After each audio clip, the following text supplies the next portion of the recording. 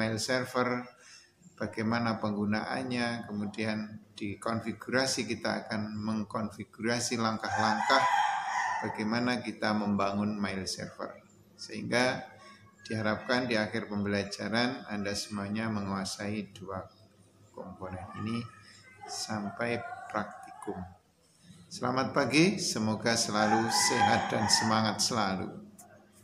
Memahami apa itu mail server, maka kita akan mencoba kita akan mencoba fungsi dari email itu sendiri. Bila Anda sudah mempunyai alamat email, contohnya saya menggunakan Gmail maka di sini ada beberapa komponen yang disediakan oleh mail server Ini saya contohnya menggunakan mail servernya Google. Jadi kita sebagai pengguna bisa mengirim, menerima email. Jadi fungsi dari mail server itu adalah mendistribusikan email dari satu alamat ke alamat lain. Keunggulan dari email ini adalah cepat, kemudian dapat mengirim file dalam kapasitas tinggi, kemudian keamanannya juga terjamin. Kemudian bila Anda mengirimkan foto, video itu utuh. Jadi kalau Anda mengirimkan file dalam jumlah besar itu bisa menggunakan email. Dan keamanannya juga terjamin. Memahami fungsi dari mail server, gambarannya bila kita memiliki sebuah alamat @gmail.com itu berarti mail yang kita pakai adalah mail google.com. Kemudian apabila kita sudah memiliki alamat email semacam ini, kita bisa mengirim dan menerima email dari sesama mail server, sesama alamat, atau berbeda. Sehingga mail server di sini memiliki banyak komponen, dan komponen-komponen itu akan kita bahas di pertemuan kali ini. Kita akan memahami apa itu komponen-komponen detail dari mail server, dari mengirim sampai diterimanya email. Pertama, seorang yang akan mengirim itu disebut dengan mail user agent. Itu mengirimkan sebuah email. Biasanya kita gunakan sebuah software contohnya Paint, Eudora, Netscape, Outlook, Pegasus Kemudian email itu dikirim dan ditangani oleh MSA. MSA itu perangkat lunak komputer yang menerima email dari mail user agent dan bekerja sama dengan mail transfer agent untuk mengirimkan sebuah email yang menggunakan varian dari Simple Mail Transfer Protocol. Masuk ke MSA, kemudian MTA. MTA itu singkatan dari Mail Transfer Agent yang melakukan pengiriman email. Kemudian email itu masuk ke Mail Exchanger. Jadi Exchanger itu pengubah, MX Jadi dia mengubah dari alamat sesama server ataupun ke luar atau beda server Kemudian MDA. MDA ini berfungsi untuk mengantarkan pesan email ke mailbox penerima lokal. Jadi di dalam sebuah arsitektur email internet, penghantaran pesan lokal dilakukan dari sebuah proses penanganan pesan dari pesan transfer agen atau MTA, dan kemudian menyimpan email tersebut ke dalam lingkungan penerimaan umum, umumnya sebelah mailbox. Itu pengguna MDA ya. Kemudian akhirnya ke MUA lagi, ke user yang dituju. Begitu juga sebaliknya. Kemudian tadi kan kita membicarakan yang namanya Simple Mail Transfer Protocol. Itu adalah bahasa atau protokol ya. Protokol standar untuk transmisi email melalui jaringan internet protokol IP. Jadi nanti kalau di internet kan memakai IP. Jadi semuanya standarnya sama. Jadi kalau kita bisa simpulkan bagaimana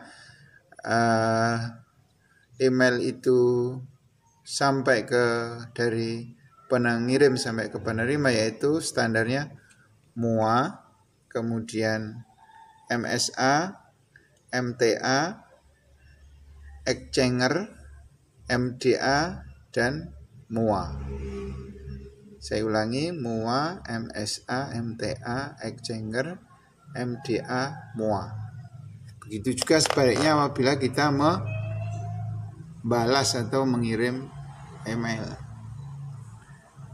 Semoga detail ini bisa membantu pemahaman Anda tentang bagaimana proses email itu dikirim dan diterima. Ada pertanyaan, mengapa kita perlu membangun mail server?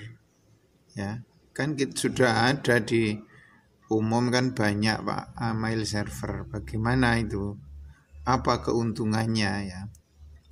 Jadi apabila nanti kita memiliki sebuah perusahaan yang cukup besar, kemudian memiliki lalu lintas komunikasi menggunakan email, maka perusahaan itu perlu namanya privat. Ada yang hal yang privat, ada yang hal yang sifatnya umum.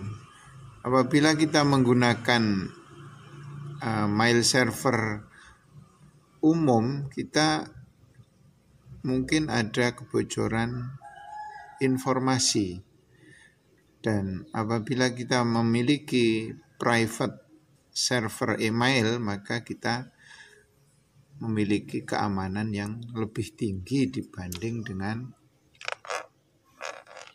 menggunakan mail server yang sifatnya umum atau general.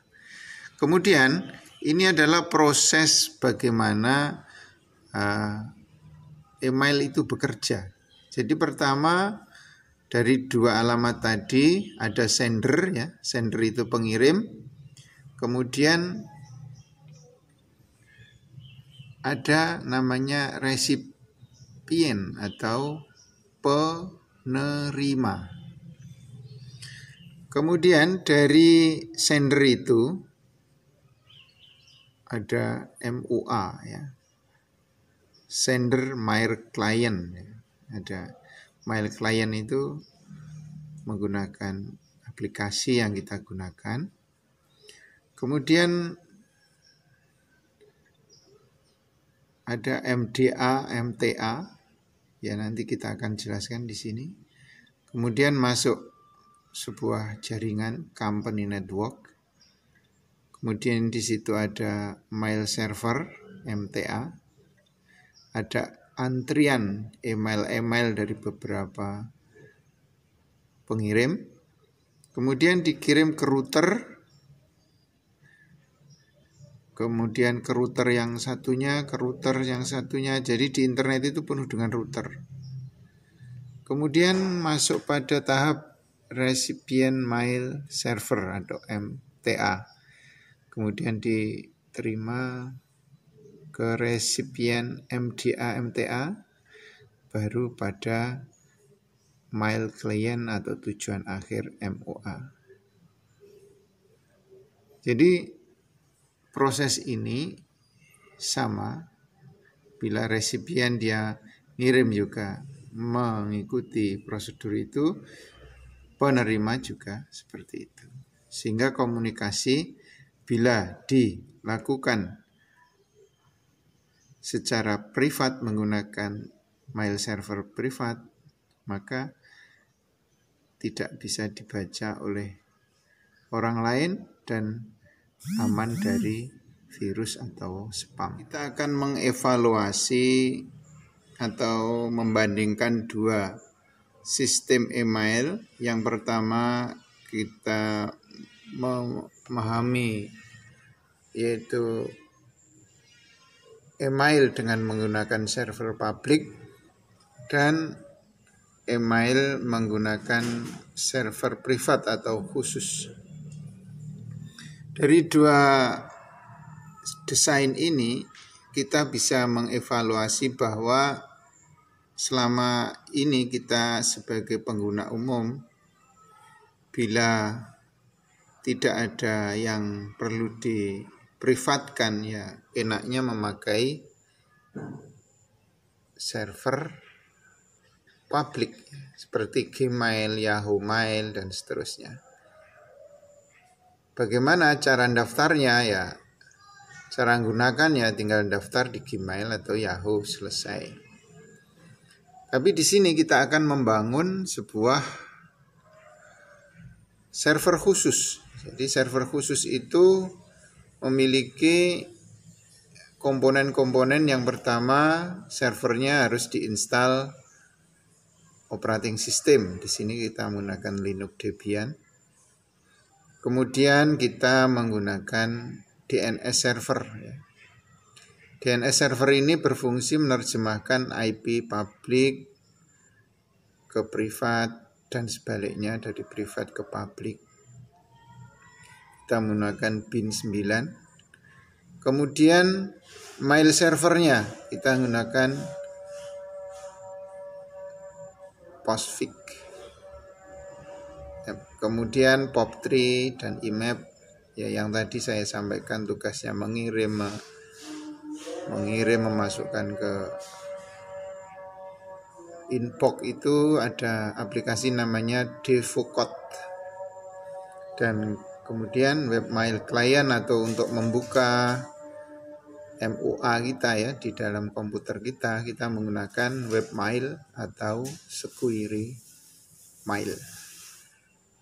Jadi konsentrasi belajar selanjutnya pada konfigurasi adalah bagaimana kita mengkonfigurasi komposisi dari mail server yang akan kita bangun ini. Sehingga pada evaluasi ini bila disimpulkan kita perlu memahami dua sistem email ini, kemudian kita memilih akan mengkonfigurasi mail server khusus atau yang bersifat privat.